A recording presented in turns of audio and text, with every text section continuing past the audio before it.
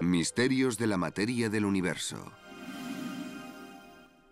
Hoy voy a hablar sobre aquellos fenómenos del universo que el hombre ha conseguido explicar, pero que no por eso dejan de ser sorprendentes. Algunos de ellos son incluso espeluznantes. Voy a empezar con los componentes básicos de la materia. En 1900, la mera existencia del átomo era solo una hipótesis. La palabra átomo significa indivisible en griego. En 1897, el físico británico J.J. Thomson descubrió el electrón, la primera partícula atómica. Era la única partícula que conocía, así que en los brindis que hacía durante la cena, solía decir, por el electrón, aunque no le encontraran ninguna utilidad. Pero, ¿qué es el electrón? Podemos medir su carga, podemos medir su masa. Tiene algo que llamamos spin y podemos medir el efecto que provoca en otras partículas. Todo esto se puede medir. Pero, ¿sabéis qué? Jamás hemos podido ver un electrón en sí mismo. Nunca. De hecho, un electrón es más pequeño que cualquier cosa jamás descubierta y medida por el hombre. Sabemos que es pequeño, pero aún nos queda saber cuán pequeño. Por lo que sabemos, podría ser infinitamente pequeño. Eso es el electrón, la partícula que conocemos y amamos. Luego está el protón, descubierto en 1911 por el físico neozelandés Ernest Rutherford. ¿Cómo lo descubrió? Pues iluminando el núcleo del helio. ¿Y qué hay en el núcleo del helio? 2 protones y 2 neutrones. El neutrón aún no se había descubierto, pero él sabía que eso era el núcleo del helio, a veces llamadas también partículas alfa. Lo que hizo fue crear una lámina de oro extremadamente fina y envió las partículas alfa, el núcleo del helio, contra esa lámina de oro. Quería comprobar cuántas de esas partículas se desviaban al chocar contra la lámina y cuántas la atravesaban, que descubrió así que casi cada núcleo del helio que mandaba contra la lámina la atravesaba sin ningún problema. Era una lámina de oro sólido de verdad. Así llegó a la conclusión de que los átomos están formados principalmente de espacio vacío, una asombrosa cantidad de espacio vacío. De hecho, el volumen del átomo es un cuatrillón de veces más grande que el volumen del propio núcleo. Para poner un ejemplo a escala, imagínate una pelota de béisbol sobre el montículo del lanzador en un estadio. La pelota sería el núcleo y el estadio sería el átomo.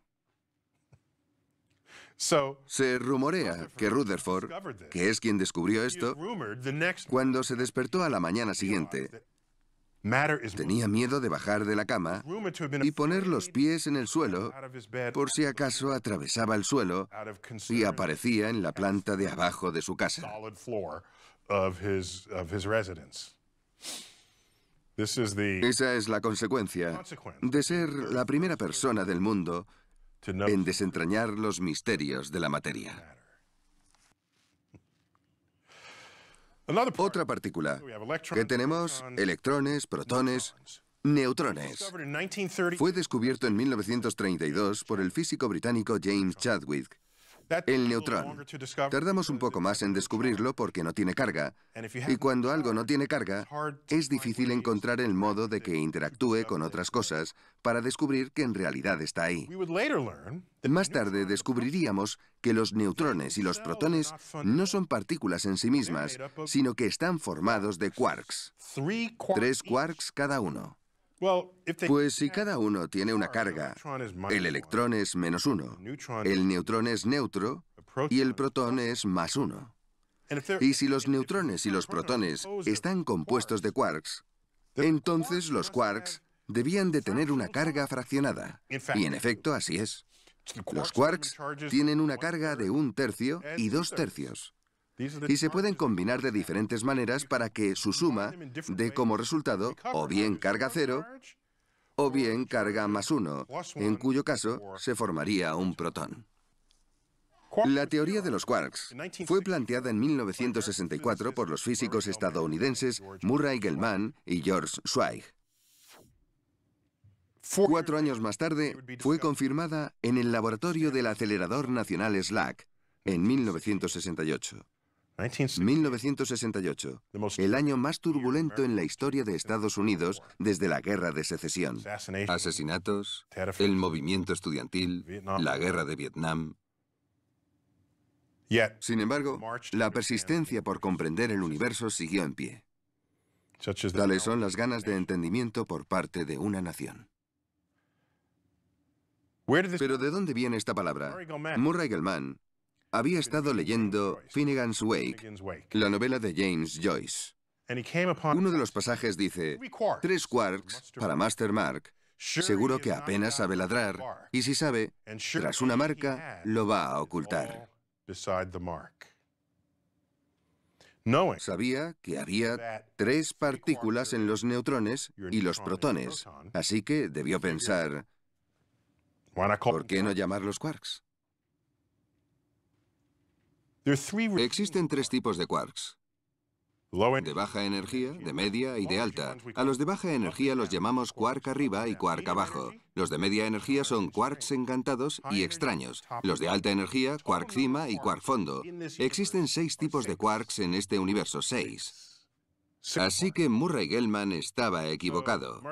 Pensó que solo había 3, pero hay 6. Sin embargo, se siguen llamando quarks. Pues bien, lo espeluznante sobre los quarks es que no se puede aislar uno solo en el espacio. No se puede. ¿Por qué? Imagínate que tienes en las manos 2 quarks que están unidos y tratas de separarlos. Te reto a que hagas el intento. Cogerías de ambos extremos y empezarías a tirar y tirar con fuerza. Los quarks tienen una propiedad muy particular, y es que la fuerza que los une aumenta a medida que otra fuerza externa los intenta separar. Eso es bastante siniestro de por sí. Pero además ocurre lo siguiente: si tiras de ellos con la suficiente fuerza, les estás suministrando tal cantidad de energía que cuando por fin logras separarlos, la energía que les has suministrado crea de forma espontánea otro par de quarks.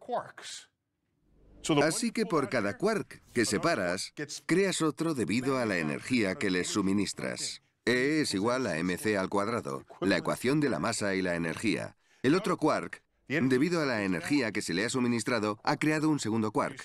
De modo que empezamos con un par, pero al separarlos, ahora tenemos 2 pares. Y en ningún momento hemos logrado aislar un único quark. Ese es su comportamiento. No les gusta estar solos. Eso me resulta siniestro, que los quarks vayan siempre en pareja. Luego está otra partícula, el neutrino. Este sí que es espeluznante. Su teoría se planteó en 1930, pero tardamos otros 26 años en descubrirlo. ¿Por qué? Porque el neutrino no interactúa con casi nada. Surge de una reacción nuclear y la partícula se escapa a toda velocidad, casi como si fuera un fantasma. En el corazón del Sol hay neutrinos en abundancia, y cuando una estrella muere en una explosión, en una supernova, podemos encontrar esta partícula en grandes cantidades.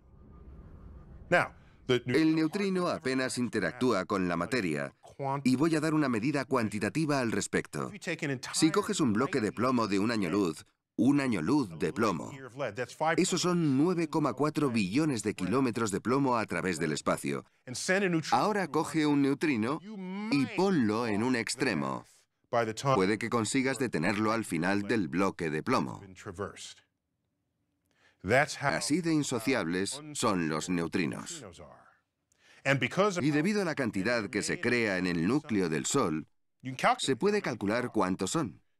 Cada segundo, 65.000 millones de neutrinos atraviesan cada centímetro cuadrado de tu piel. Todos vienen del Sol. Los neutrinos. Esas partículas fantasmales sin carga que viajan a la velocidad de la luz. Estas partículas no las sentimos en nuestro día a día. Solo las podemos advertir en aceleradores de partículas.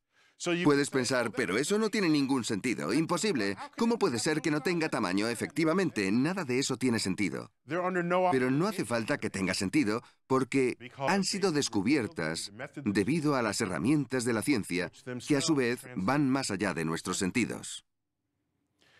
Y algunos de los hechos más siniestros de la física moderna se nos aparecen cuando investigamos la materia en sus niveles más profundos. La relatividad de Einstein. Uno de los mayores logros de la mente humana en cuanto a la comprensión del universo es la teoría de la relatividad de Einstein. El principio en el que se basa es bastante simple. De hecho, tan simple que da miedo. Se basa en dos suposiciones: que la velocidad de la luz en el vacío es constante, sin importar quién hace la medición, ni la dirección a la cual te estés dirigiendo, ni siquiera la velocidad. La velocidad de la luz siempre va a ser la misma. Era una suposición que, por cierto, experimentos posteriores demostraron que era cierta. Suposición número 2. Que las leyes de la física son las mismas para cualquier persona que las esté midiendo, no importa que estemos dentro de un recipiente moviéndonos a una velocidad constante o completamente inmóviles. Esas son las únicas dos suposiciones que hay que tener en cuenta, y todos los experimentos posteriores han acabado demostrando que ambas suposiciones eran correctas. Bien, pues partiendo de estas dos suposiciones, surgen fenómenos bastante siniestros. Por ejemplo, si te estás moviendo muy deprisa, o si estás cerca de una fuente gravitatoria potente, el tiempo pasa más despacio que para el resto de personas que están inmóviles. Y no solo tu reloj, sino que todo en tu cuerpo y en el ambiente se ralentiza. Tú no lo notas porque todo va más despacio, incluido tu sistema neurosináptico. De modo que para ti pasa desapercibido, pero es obvio para cualquier otra persona que te esté observando. Y esto nos lleva a la famosa paradoja de los gemelos. Funciona de la siguiente manera. Supón que tenemos un par de gemelos. ¿Bien? Han nacido a la vez, por lo tanto tienen la misma edad. Ahora cogemos a uno de ellos y lo mandamos al espacio a un 90% de la velocidad de la luz, mientras el otro se queda aquí en la Tierra.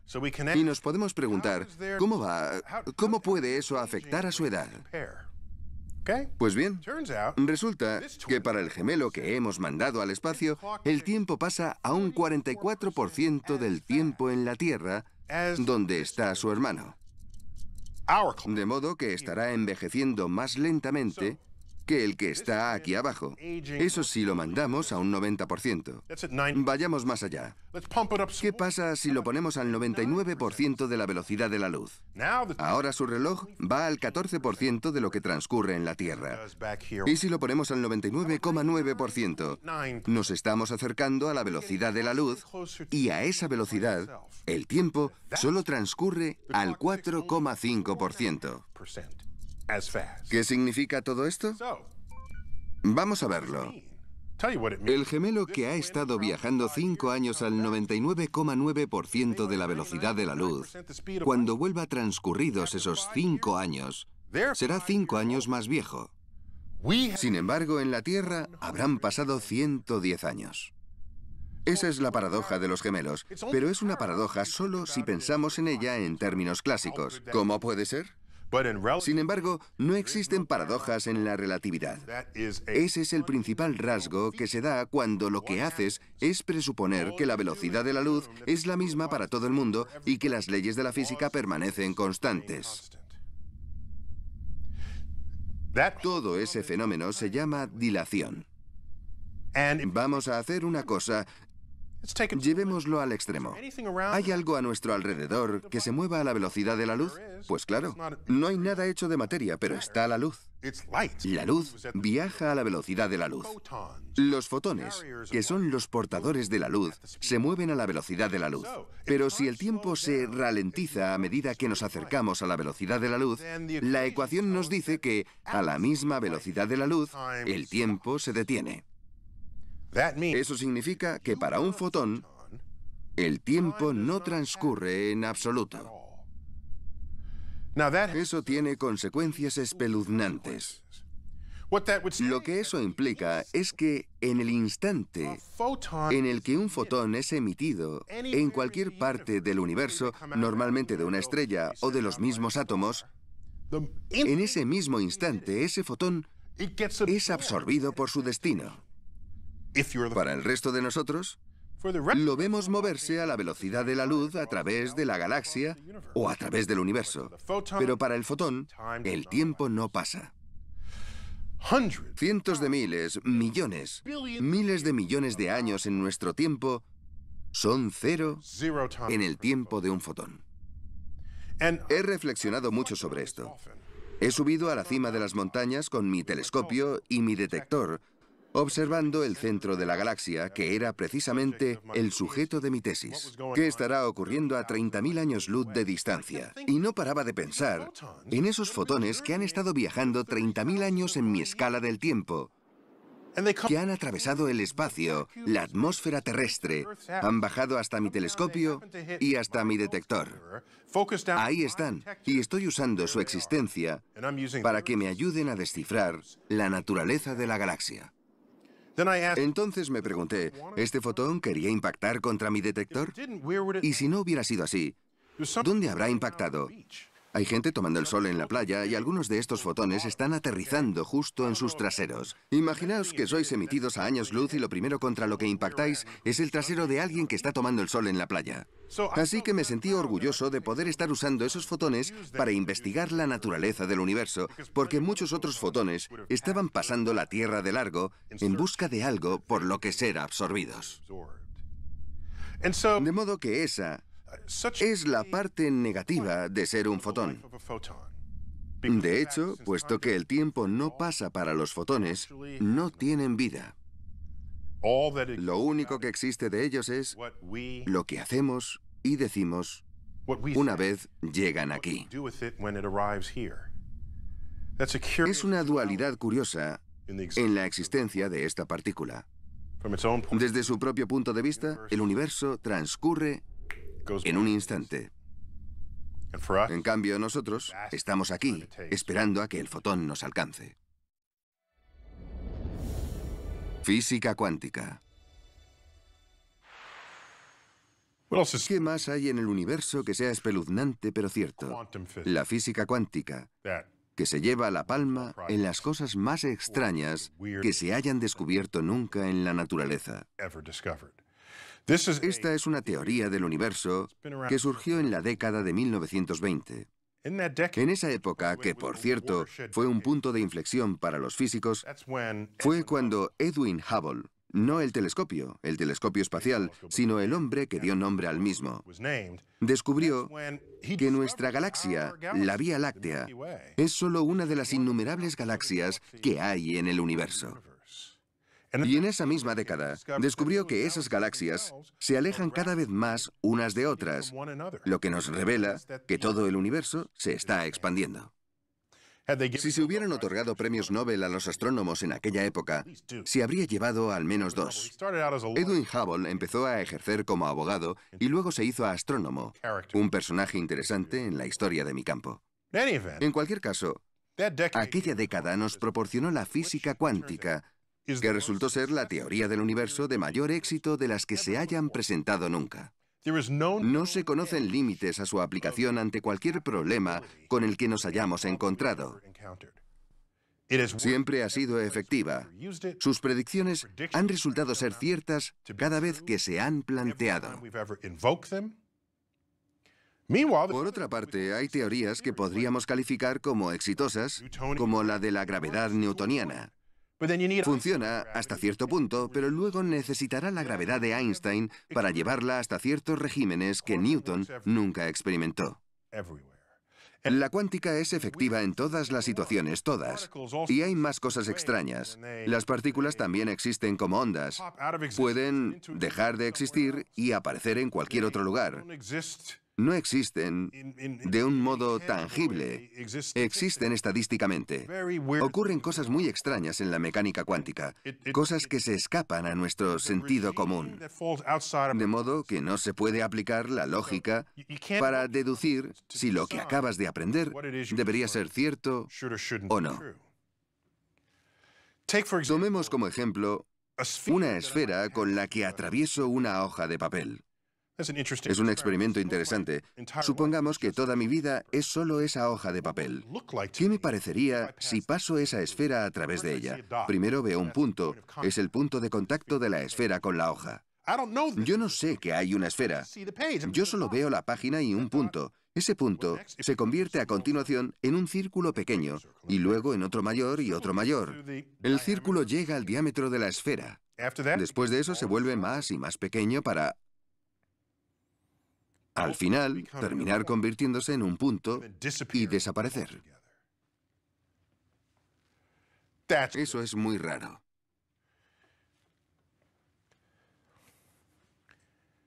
Si te lo describiera y yo no supiera que la esfera está atravesando la hoja de papel, pensarías que estoy loco. De modo que me planteo, y desde luego no soy el único, cuánto de lo que vemos en mecánica cuántica que desafía nuestro sentido común, que es extraño, raro, una locura, es en realidad algo sensato que está ocurriendo en otra dimensión que casualmente está atravesando nuestra dimensionalidad más baja. Muchas noches no duermo pensando en esto. Un aspecto interesante de la física cuántica es el llamado efecto túnel. Bien, ya hemos aprendido que una partícula también puede ser una onda. Una partícula tiene existencia en un punto. Aquí hay una partícula, ahora mismo, pero si pensamos en ella como una onda, la onda puede estar en varios sitios a la vez. Y cuando medimos esa onda, se convierte en una partícula. Si medimos la onda aquí, la partícula aparece aquí. Si medimos la onda allí, la partícula aparece allí. Así que hay una posibilidad de que puedas medir una partícula en cualquier lugar próximo. Resulta que la partícula puede pasar una barrera como si fuera un túnel, mientras que de otra forma no podría penetrarla. Es como si yo estoy frente a una montaña, de repente desaparezco y aparezco en el otro lado de la misma sin haberla cruzado y sin haber gastado energía en hacerlo. Ese es el efecto túnel cuántico. Resulta que el mismísimo mecanismo que conduce la producción de energía del Sol la requiere. Hace mucho que sabemos cuál es la temperatura del núcleo del Sol. Unos 10 millones de grados centígrados. ¿Es así? 10 millones. A esa temperatura, las partículas se mueven muy deprisa. Átomos de hidrógeno. El Sol está hecho principalmente de hidrógeno y su núcleo son protones. Y se mueven muy rápido. Los protones quieren resistir unos a otros, tienen la misma carga. Y la mayor parte del tiempo lo consiguen. Pero para que puedan fusionarse, para que se produzca una fusión termonuclear, termo significa caliente y nuclear es el núcleo. La fusión es hacer que se junten. Para que se dé una fusión termonuclear, tienen que conseguir no repelerse para juntarse lo suficiente y que una fuerza potente tome el control. De hecho, se conoce como interacción fuerte, la interacción nuclear fuerte. Una interacción muy interesante que une partículas nucleares creando átomos más y más grandes. Pero ¿cómo se consigue si no hay calor suficiente para llevarse a cabo? Hay un famoso astrofísico británico llamado Sir Arthur Eddington. Decía que 10 millones de grados no era suficiente, pero sigue siendo el lugar más caliente de todos, así que si queremos cocinar algunos elementos, tendrá que ser ahí, porque no se me ocurre en ningún otro sitio. Resultó que el efecto túnel era la respuesta, algo descubierto en la década de 1920 cuando la mecánica cuántica se estaba desarrollando. Algunos de estos núcleos pasarían con el efecto túnel a través de esta barrera, se unirían creando elementos más pesados y se liberaría la energía. Había nacido una estrella y se sostenía. De modo que, si miramos a la sección de la cruz en el Sol, justo en el centro, ese es el lugar más caliente. A 10 millones de grados centígrados, algunos de estos núcleos nos están proporcionando energía. Dad las gracias por ello al efecto túnel de cuántica. Y las estrellas de gran masa hacen esto capa a capa a capa. El hidrógeno va al helio, el helio va al carbono, el carbono va al nitrógeno, oxígeno, silicio. El neón va directo a la parte de abajo de la tabla periódica de los elementos hasta el hierro, y es como si hubiera una estructura de piel de cebolla con todos estos elementos. Lo que ocurre es que esas estrellas son inestables en esa etapa y explotan, esparciendo sus ingredientes enriquecidos a través de la galaxia. Esos son los ingredientes de los planetas, esos son los ingredientes de la vida, esos son los ingredientes de nosotros mismos. Todo por el efecto túnel de la mecánica cuántica, apareciendo al otro lado de una barrera en la que no había nada que hacer. Cuando pensamos en la luz,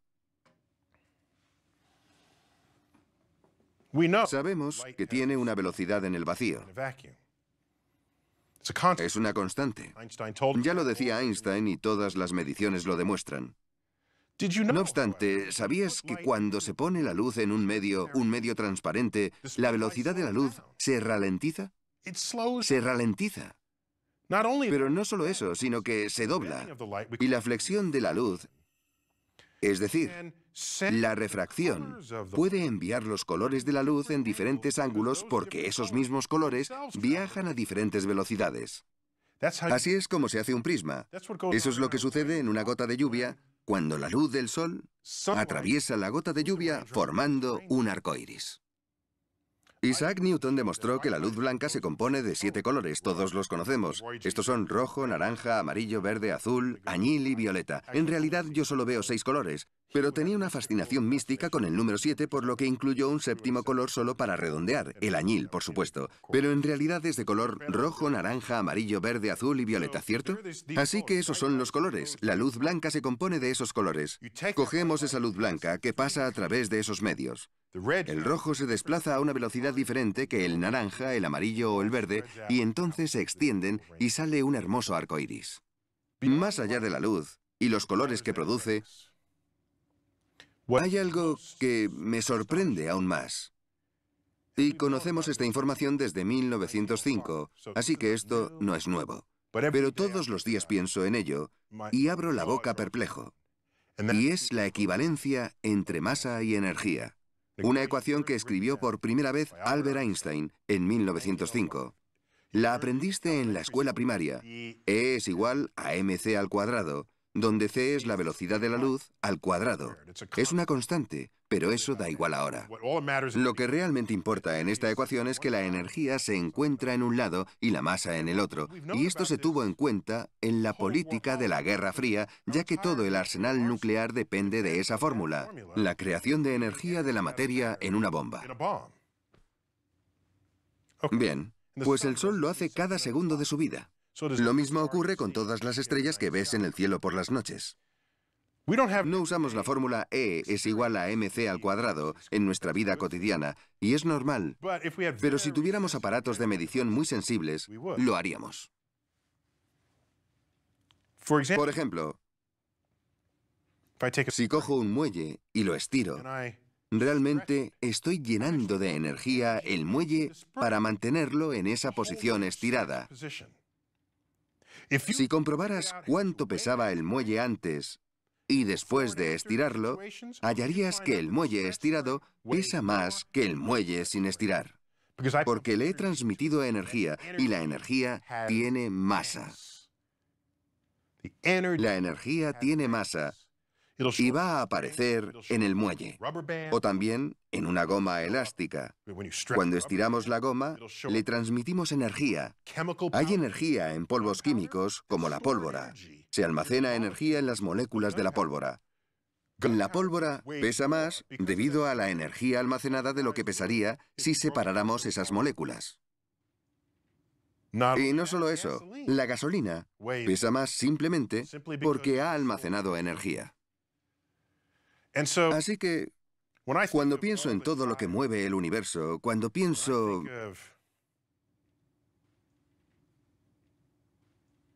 En lo que hace que el universo gire,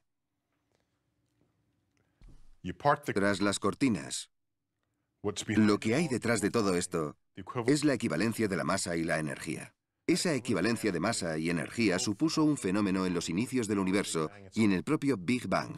Es la responsable de que se produzca la energía en cada estrella que se ve en el cielo por las noches. Incluso es responsable, como he dicho, de la geopolítica de la Guerra Fría.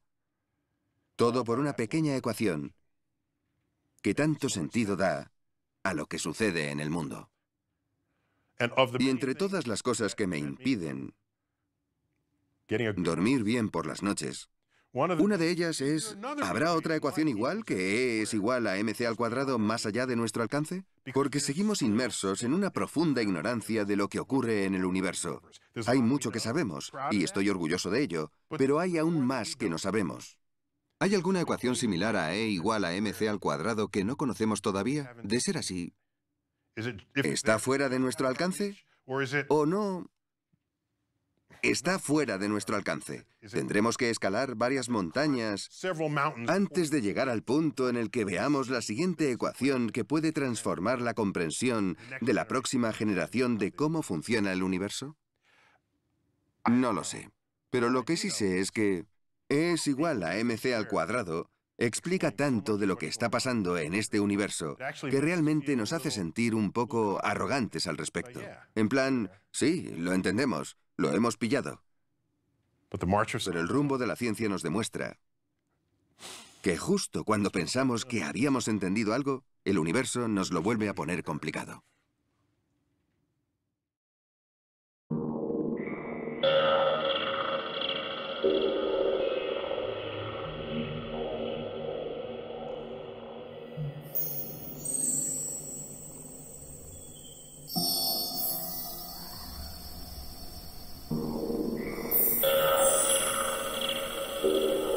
Se desviaban al chocar contra la lámina. ¿Y cuántas la atravesaban? ¿Qué descubrió así? Que casi cada núcleo del helio que mandaba contra la lámina la atravesaba sin ningún problema. Era una lámina de oro sólido. Oro sólido de verdad. Así llegó a la conclusión de que los átomos están formados principalmente de espacio vacío, una asombrosa cantidad de espacio vacío. De hecho, el volumen del átomo es un cuatrillón de veces más grande que el volumen del propio núcleo. Para poner un ejemplo a escala, imagínate una pelota de béisbol sobre el montículo del lanzador en un estadio. La pelota sería el núcleo y el estadio sería el átomo. Se rumorea que Rutherford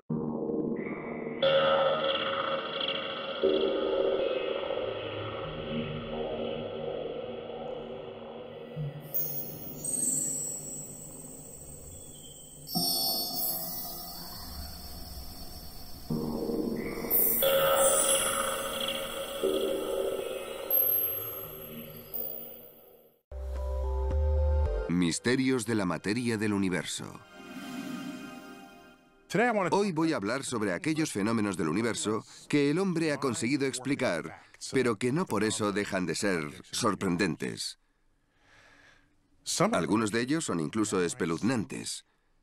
Voy a empezar con los componentes básicos de la materia. En 1900, la mera existencia del átomo era solo una hipótesis. La palabra átomo significa indivisible en griego.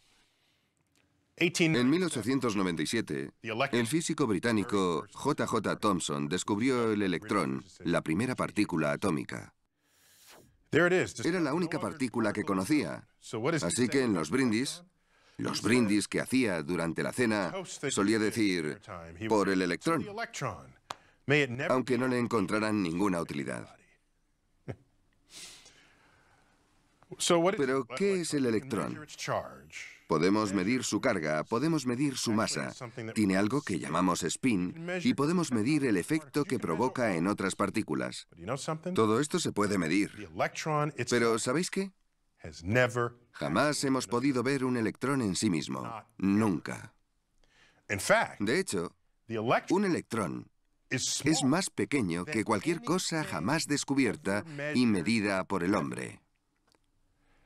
Sabemos que es quien descubrió esto cuando se despertó a la mañana siguiente. Tenía miedo de bajar de la cama y poner los pies en el suelo por si acaso atravesaba el suelo y aparecía en la planta de abajo de su casa. Esa es la consecuencia de ser la primera persona del mundo en desentrañar los misterios de la materia. Otra partícula que tenemos: electrones, protones, neutrones. Fue descubierto en 1932 por el físico británico James Chadwick. El neutrón. Tardamos un poco más en descubrirlo porque no tiene carga, y cuando algo no tiene carga, es difícil encontrar el modo de que interactúe con otras cosas para descubrir que en realidad está ahí. Más tarde descubriríamos que es pequeño, pero aún nos queda saber cuán pequeño. Por lo que sabemos, podría ser infinitamente pequeño.